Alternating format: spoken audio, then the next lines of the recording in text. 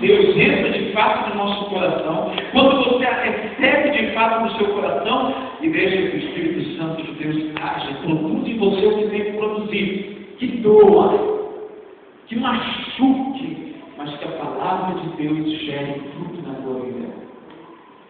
Às vezes tem que doer. Às vezes a palavra é um puxão de orelha na nossa vida. Mas que seja assim, e que ela produza. Quando o Espírito Santo nos envolve, o poder do Altíssimo nos envolve, nós concebemos Jesus. Se não houver essa ação do Espírito Santo, essa semente não deixa de ser uma semente, a palavra de Deus, mas ela vai ficar sempre morta no teu coração, até que o Espírito Santo venha e regue. E não é assim. Quantas vezes a gente ouve a palavra, mesmo nós que já estamos tanto na igreja, ouvimos uma coisa que passa o tempo, ouvimos várias vezes, e de repente você ouve de novo aquilo e diz, comigo muito isso. Porque ali o Espírito Santo regou, né? Passou um tempão ali morto no teu coração. Eu fico surpreso, porque eu fico até irritado, bravo comigo mesmo. De tanto ler um texto e de repente, como que eu não vi isso? Ou de repente, agora eu tenho aproveitado bastante quando tem os retiros ecumênicos, eu estive nessa semana, e de repente um texto tão simples, e o pastor da igreja luterana foi fazer a sua dissertação, e eu disse, meu Deus, como que eu nunca tinha visto isso? Que maravilha, como a palavra de Deus se renova.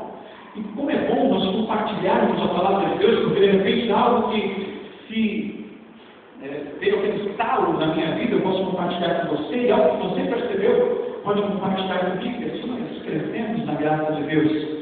Mas tudo depende do poder do Espírito Santo sobre a tua vida. Me desculpa dizer uma má notícia para você. Você entendeu o Evangelho não é porque você é tão inteligente assim, não. Muita gente inteligente lê e não entende. Muita gente inteligente lê os Evangelhos todinhos e isso não produz nada na vida dele. Porque toda produção espiritual que precisa ter no nosso coração a partir do Evangelho depende de que o poder do Altíssimo te envolva. Amém?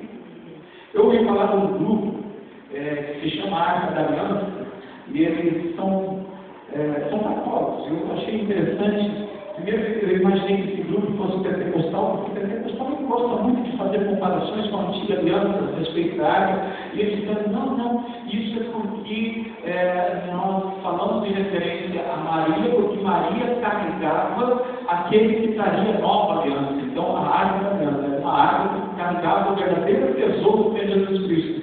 E aí eu falei, poxa, muito bacana essa concepção, me permita trazer para a igreja no dia de hoje, porque nós somos uma arca do tesouro. Nós carregamos o maior tesouro que pode haver, a palavra de Deus, que é Jesus Cristo. E muitas vezes nós não damos o devido valor que deveríamos dar a essa palavra. Nós precisamos saber da preciosidade que é esse tesouro na nossa vida. Quando concebemos a Cristo, ao seu Evangelho, temos de fato o tesouro do qual Jesus, numa parábola, diz que quem acha um tesouro, vende tudo o que tem para ir lá e comprar aquela terra onde está aquele tesouro. Vende tudo por aquilo que achou esse tesouro. Quantas vezes nós damos muito mais valor a outras coisas do que o tesouro da palavra de Deus? Quantas vezes se dá muito mais valor ao fantástico do que a receber a palavra de Deus do culto? Quantas vezes se dá muito mais valor ao futebol do que a palavra de Deus? Isso é uma coisa dura, né? Para os homens é muito duro isso. Eu lembro quando eu estava indo para a igreja, as primeiras vezes que eu ia, então o Vasco jogava sempre naquela época. Sempre eu era mascarinho. Eu digo porque eu tive que aprender a não ser mais. Porque me doía tanto o coração, tinha reunião de jovens bem na hora do jogo do Vasco. E aí eu ficava vendo o início do primeiro tempo, e aí que dava aquela sensação de ficar assistindo o resto. Eu tinha que deixar tudo que eu queria. Para mim, mais precioso era estar na reunião da juventude. Na época, o Sérgio lembra, começava antes do culto.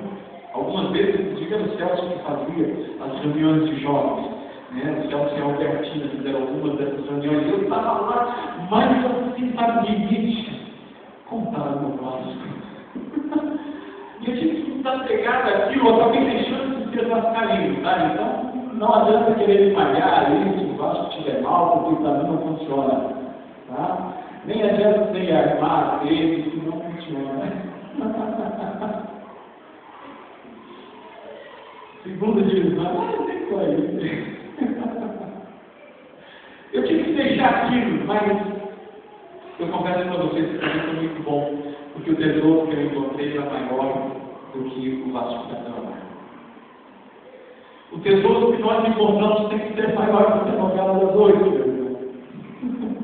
Tem que ser maior do que a novela das 10, tem que ser maior do que o Dr. House. Alguém aqui de mim gosta do Dr. House? Tem que ser maior do que tudo. Esse tesouro é maravilhoso. Bom, e olha só outro aspecto aqui com relação a essa concepção, que eu aprendo aqui com Maria também. Versículo 35, descerá sobre ti o Espírito Santo, e o poder do Altíssimo te envolverá com sua sombra. Em primeiro lugar, descerá sobre ti o Espírito Santo. Joel havia falado, nos últimos dias derramarei o meu Espírito sobre toda a carne. Você não tem desculpa, então, para não conceder Jesus, porque o Espírito Santo é derramado sobre toda a carne, e isso inclui você. Amém? Diga, isso inclui a mim. Isso inclui a mim. Não é a mim, Deus, tá? É você. Eu também, para você também. Depois diz, então,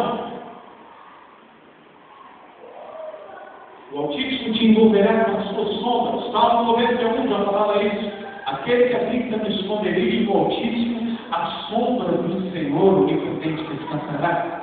Ou seja, o mesmo Espírito que estava sobre Maria, fazendo com que ela concebesse Jesus, é o mesmo Espírito que está sobre nós, nos envolvendo com sua sombra, permitindo que nós concebamos a palavra de Cristo na nossa vida e, por consequente, concebendo o próprio Cristo na nossa vida.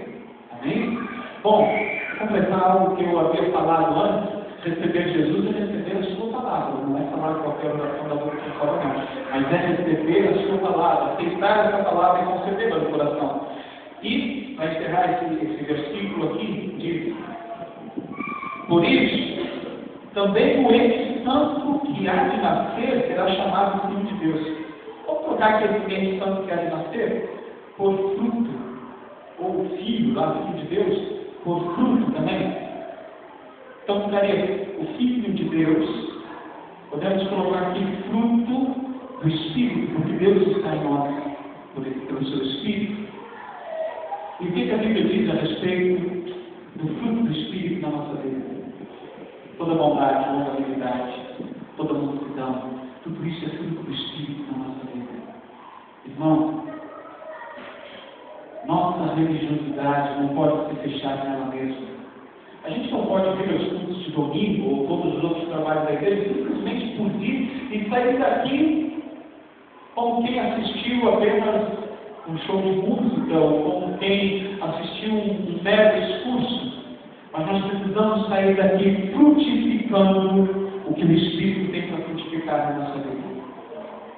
A minha oração é que o Espírito Santo te envolva nessa noite e tome essa palavra, vivifique no teu coração e faça com que você saia daqui frutificando não só nesse momento, mas durante toda a semana. Haja mansidão na sua vida, haja bondade no teu coração. A partir dessa palavra que o Espírito Santo está gerando em você, essa palavra que o Espírito Santo está regando na sua vida, tornando essa palavra viva.